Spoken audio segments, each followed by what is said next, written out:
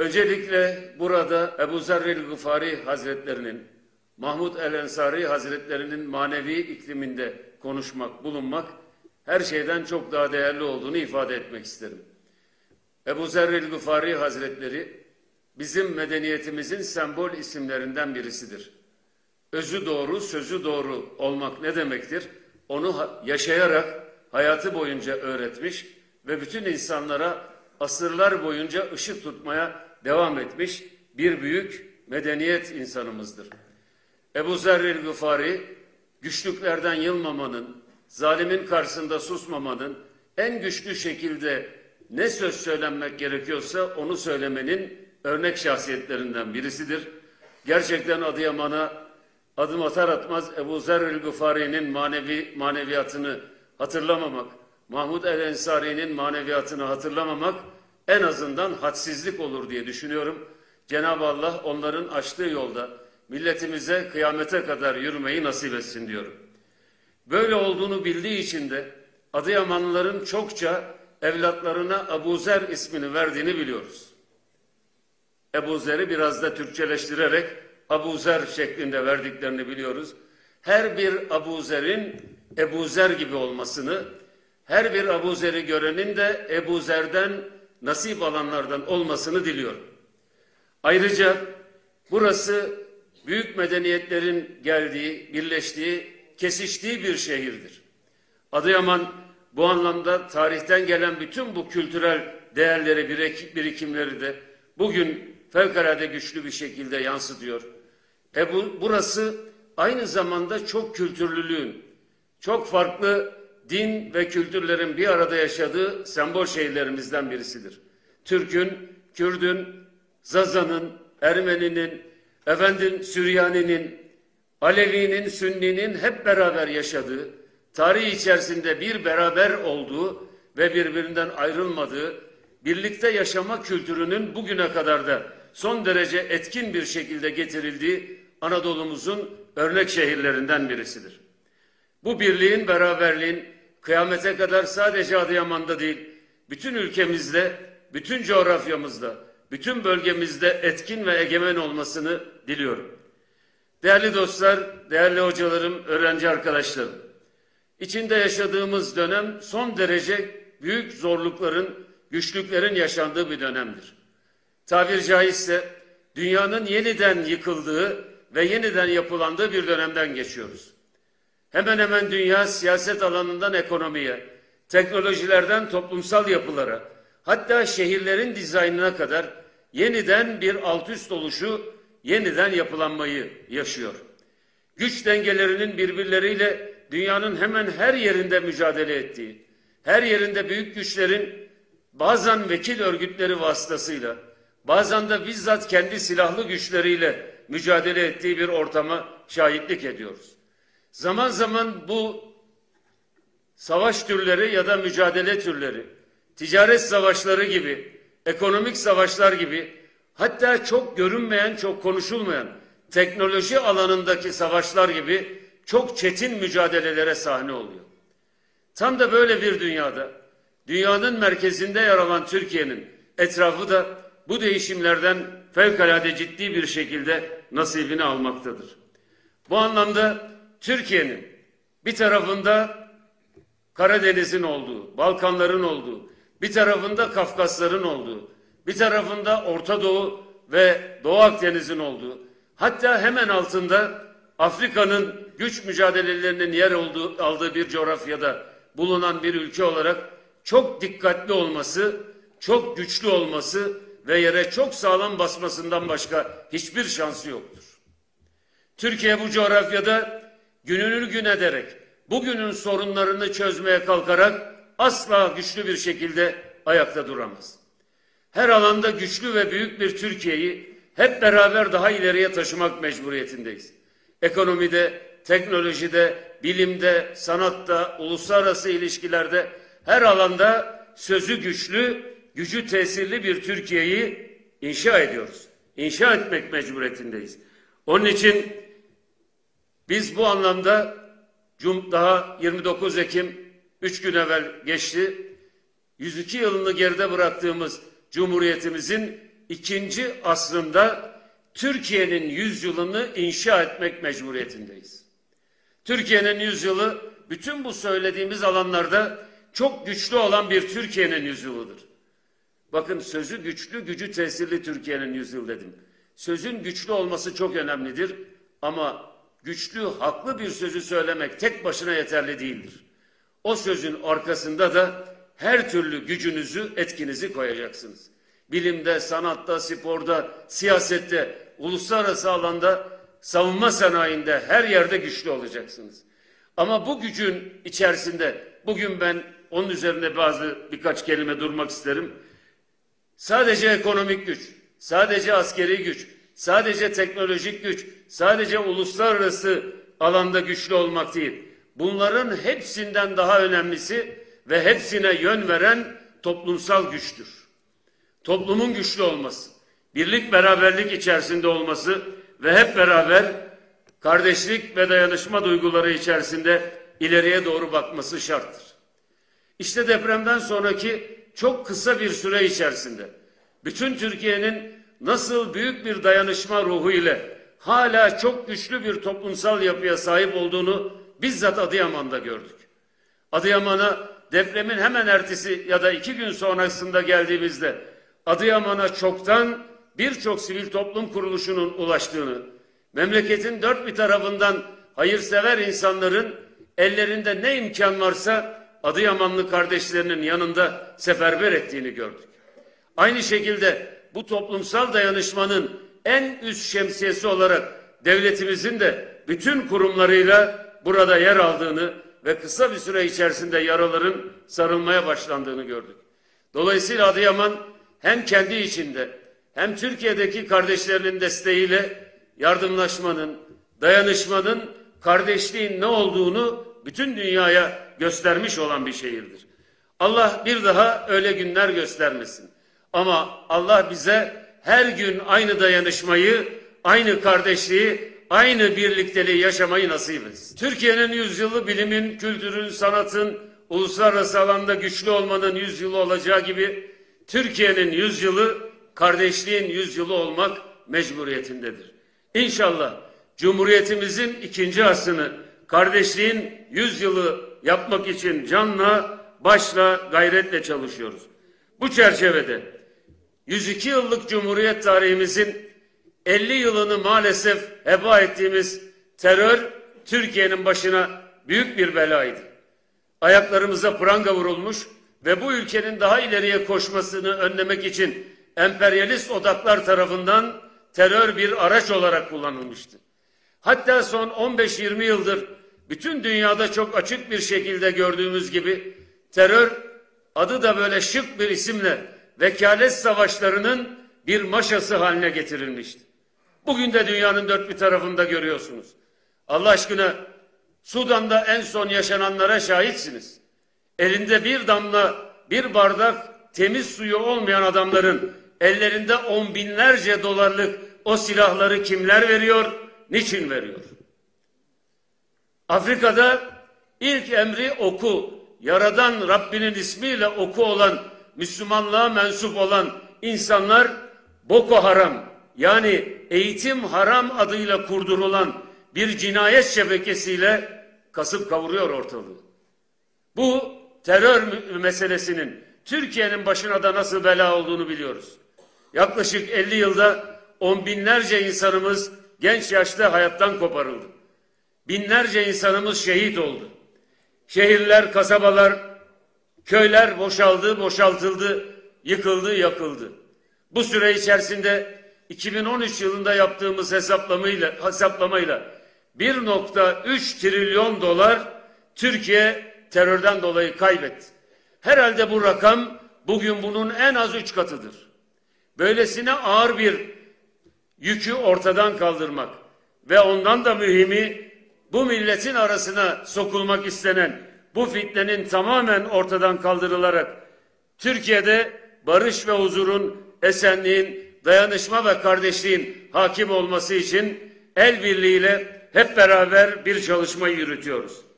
Ümit ederim ki Türkiye Büyük Millet Meclisi bünyesinde yürüttüğümüz 5 Ağustos'ta ilk toplantısını yaptığımız, geçen haftada 16. toplantısını gerçekleştirerek toplumun geniş kesimlerinin farklı fikirlerini dinlediğimiz, bir parti hariç şu anda Türkiye Büyük Millet Meclisi'nde yer alan 15 siyasi partinin yer aldığı bir çalışmayı sürdürüyoruz.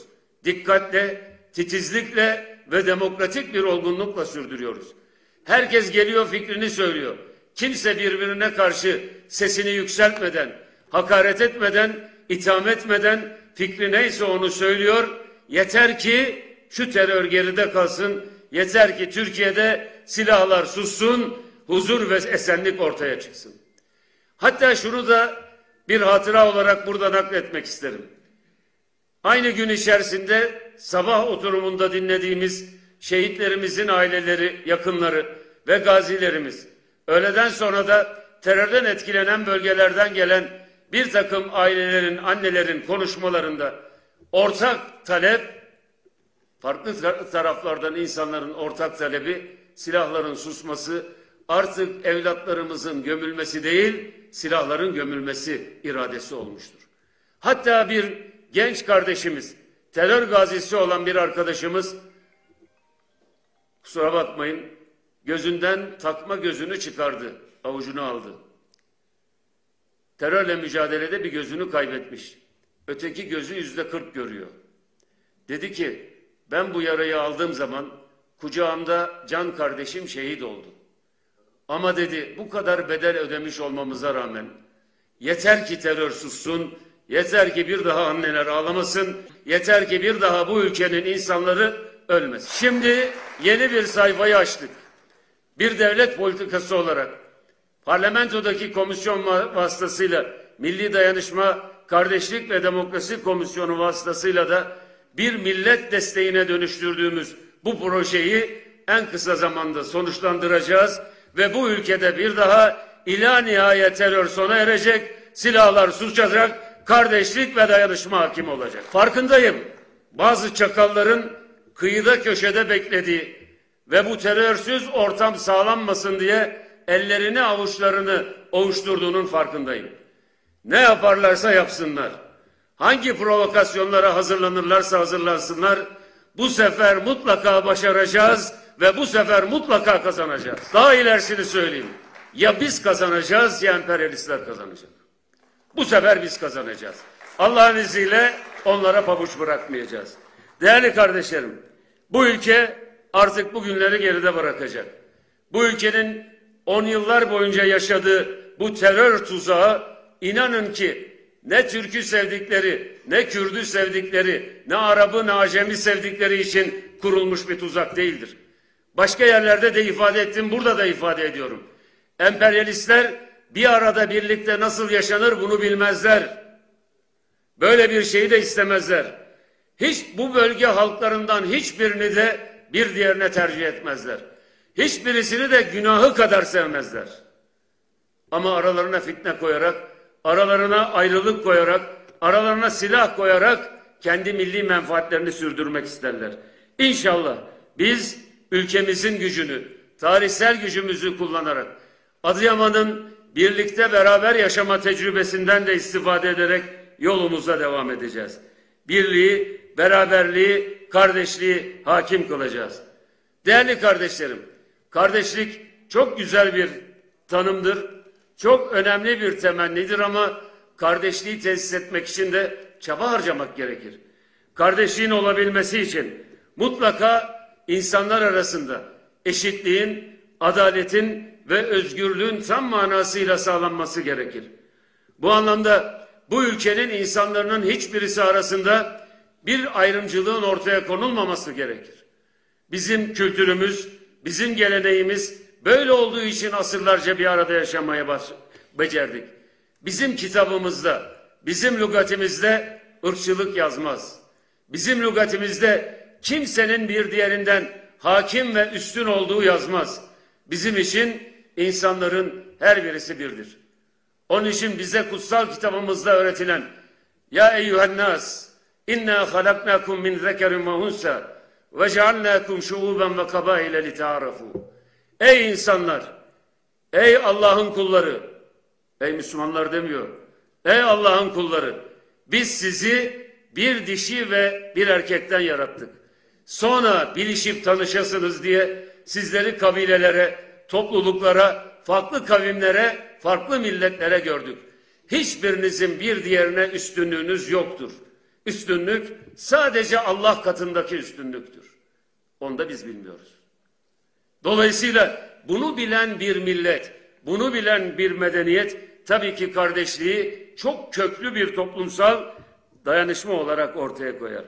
İnşallah her bir insanın yaratılışta eşit olduğunu, her bir insanın adaletle hükmedilmesi gereken Allah'ın seçkin bir kulu olduğunu bilerek yolumuza devam edeceğiz.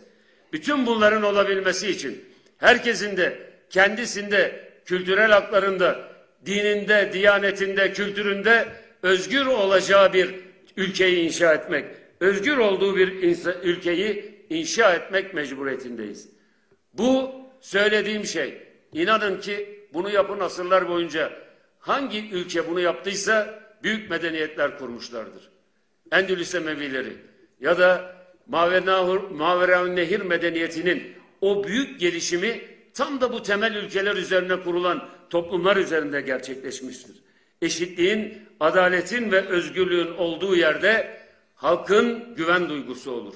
Herkes birbirine güvenir. Halk yönetime güvenir. Halkın yönetime güvenmesiyle birlikte de çok güçlü bir devlet-millet kaynaşması ortaya çıkar. Bu altın anahtardır.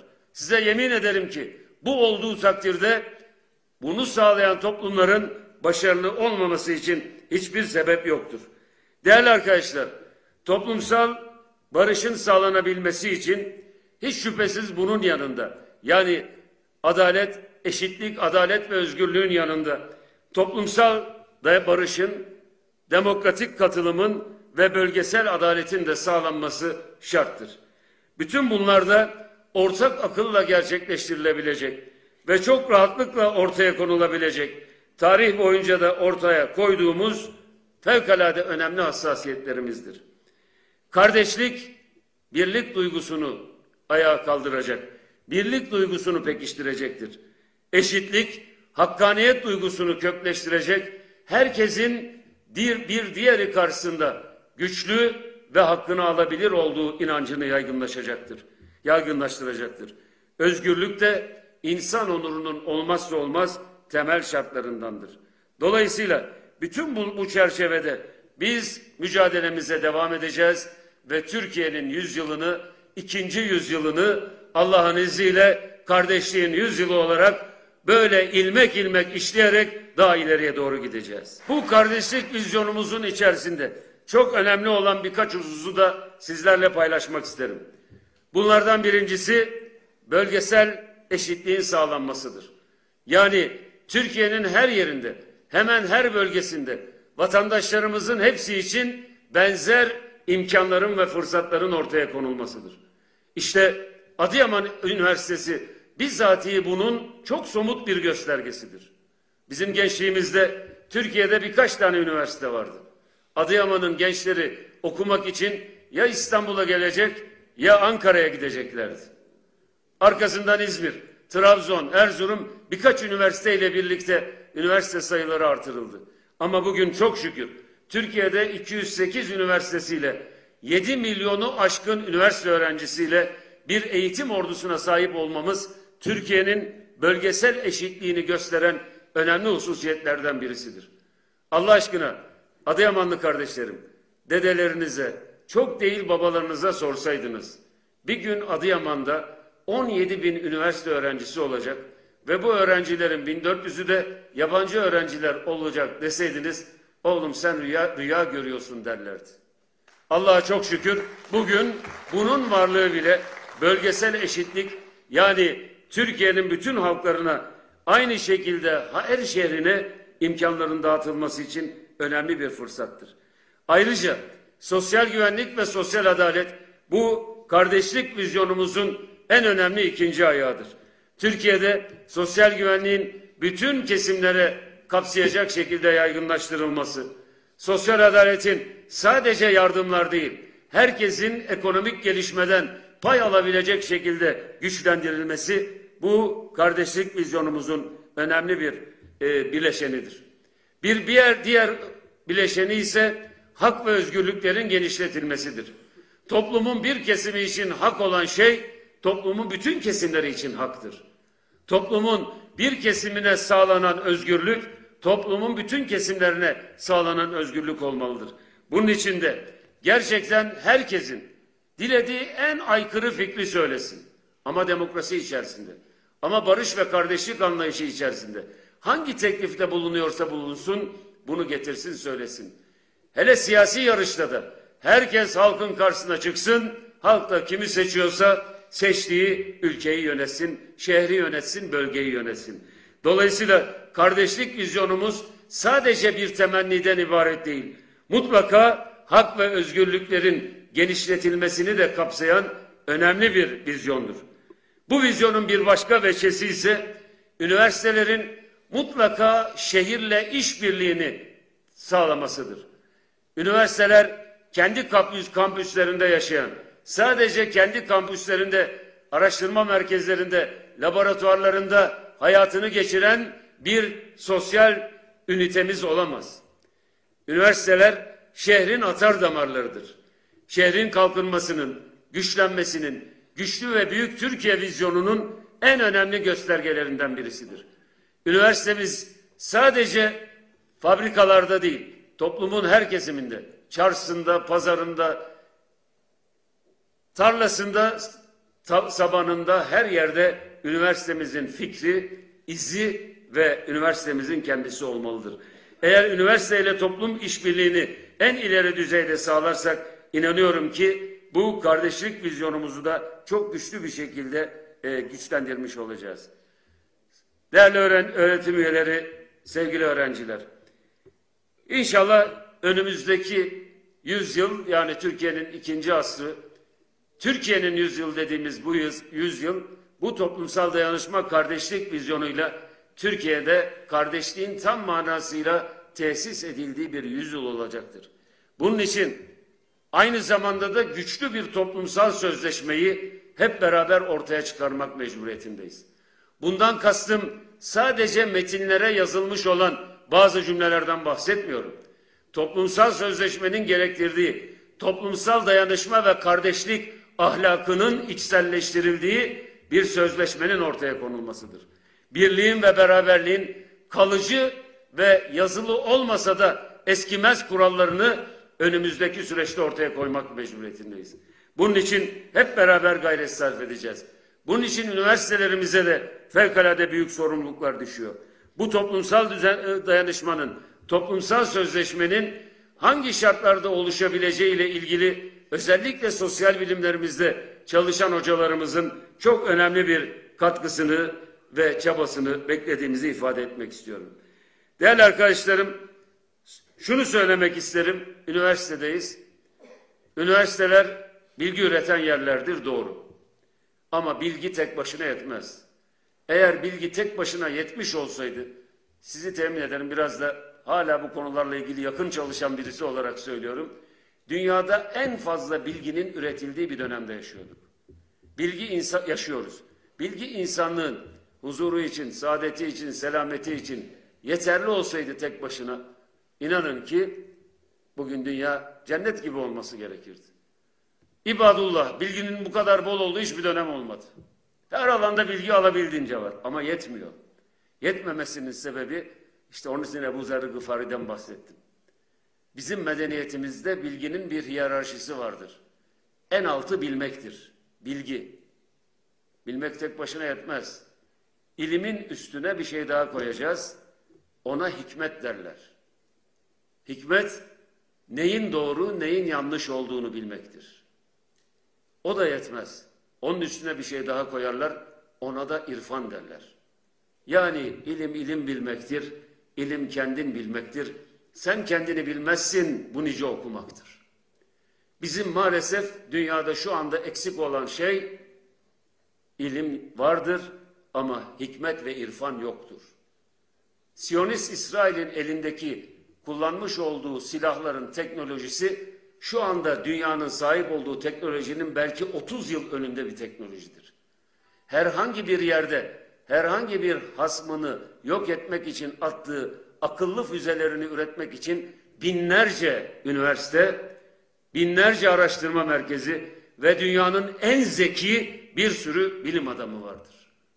Ama yaptıkları şey sadece imha etmek, sadece yok etmek, sadece insanları büyük bir soykırımla tarih sahnesinden silmeye çalışmaktır. Atom bombasını üretenler dünyanın en zeki, en akıllı adamlarıydı. Büyük bilginlerdi. Atomu parçaladılar. Buradaki bilim karşısında tabii ki saygı duyarız. Ama bu bilgiyi insanlığın hayrına vermediler. Yani hikmetle bunu buluşturmadılar. Attıkları atom bombaları yüz binlerce insanı diri diri yakarak yok etti. Hala Japonya'da halkın o genetik bozukluğu bugüne kadar gelmektedir. Böyle bir bilimden dünyaya hayır gelir mi?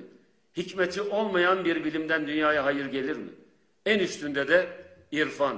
Yani bunu insanlığın toplam faydasına en iyi şekilde olacak şekilde öğretebilmektir. Gösterebilmektir. Bu da insanın kendisiyle barışık olması, kainatla barışık olması ve kainatın yaratıcısıyla barışık olması demektir. Eğer üniversitelerimiz bunları sağlarsa, ki bence bunları sağlamak zorundadır. Bu söylediklerimin de herhangi bir politik yönelişle bir ilgisi yoktur. Bizim medeniyetimizin kökünü size söylüyorum. Bunu eğer bir şekilde çözersek, inanın ki bizim üniversitemizden yetişen bir tane üstün zekalı evladımız, batıda yetişen materyalist binlerce, on binlerce öğretim üyesinden daha büyük etkili olacaktır. Hocalarım, marifet, evet, küçümsediğim için söylemiyorum. Onları ben de bir öğretim üyesi olarak çok önemsiyorum. Sadece endekslerdeki derecelendirmelere girmek değildir. Marifet sadece fazla makaleler yayınlayarak herkesin söylediği, herkesin yaptığı şeylerin üstüne ilave bilimsel araştırmada bulunmak değildir. Marifet inşallah bütün insanlığın hayrına olacak yeni bir dünyayı nasıl inşa ederiz? Bilimde de sanatta da bunu nasıl öncülüğünü yapabiliriz? Bunu ortaya koyabilmektir. Türkiye'nin bu gücünün olduğuna inanıyorum.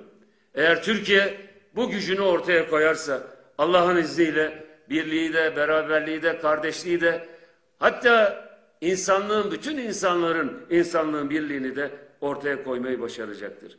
Bu derin kardeşlik mimarisi için özellikle ülkemizde, bizim ülkemizde bize böyle üniversitenin her yerine asmamız gerekse asacağımız tablolar şeklinde öğretilen binlerce söz vardır. Birkaç tanesini sizle paylaşıp sözlerimi tamamlamak istiyorum.